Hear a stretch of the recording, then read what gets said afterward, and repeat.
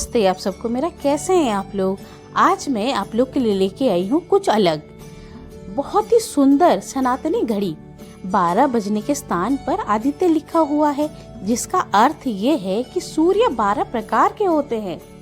1 बजने के स्थान पर ईश्वर लिखा हुआ है, इसका अर्थ ये है कि ईश्वर एक ही प्रकार के होते हैं। एको ब्रह्मा द्वितीयो नासित। 2 बजने के स्थान पर पक्ष लिखा हुआ है, जिसका तात्पर्य ये है कि पक्ष 2 होते हैं, एक जो कि कृष्ण पक्ष और दूसरा शुक्ल पक्ष। 3 बजने के स्थान पर अनादि तत्व लिखा हुआ है, जिसका तात्पर्य ये है कि अनादि तत्व 3 है, परमात्मा, जीवात्मा और प्रकृति। ये तीनों तत्व अनादि हैं।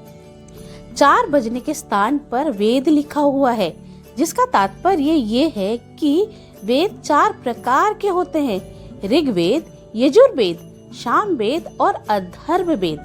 5 बजने के स्थान पर महाभूत लिखा हुआ है, जिसका तात्पर्य है कि महाभूत 5 प्रकार के होते हैं।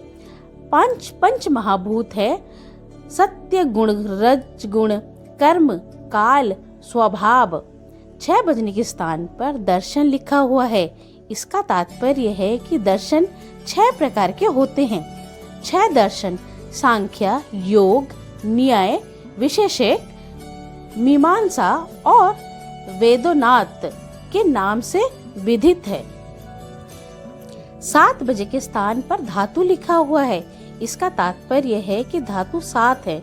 7 धातुओं के नाम रस यानी कि प्लाज्मा, रक्त यानी कि खून, मांस यानी कि मांसपेशियां, मेद यानी कि बसा, अस्थि यानी कि हड्डियां, मज्जा यानी कि बोन मेरो, शुक्र प्रजनन संबंधी उतक।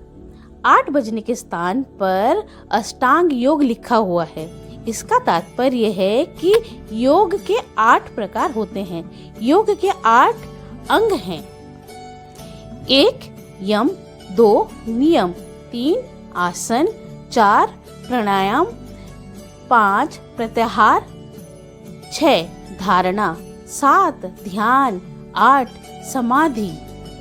9 बजने के स्थान पर अंक लिखा हुआ है, इसका तात्पर्य है कि अंक 9 प्रकार के होते हैं। 1 2 3 4 5 6 7 8 9। 10 बजने के स्थान पर दिशाएं लिखा हुआ है, इसका तात्पर्य है कि दिशाएं 10 होती है। 11 बजने के स्थान पर उपनिषद लिखा हुआ है, इसका तात्पर्य है कि उपनिषद 11 प्रकार के होते हैं।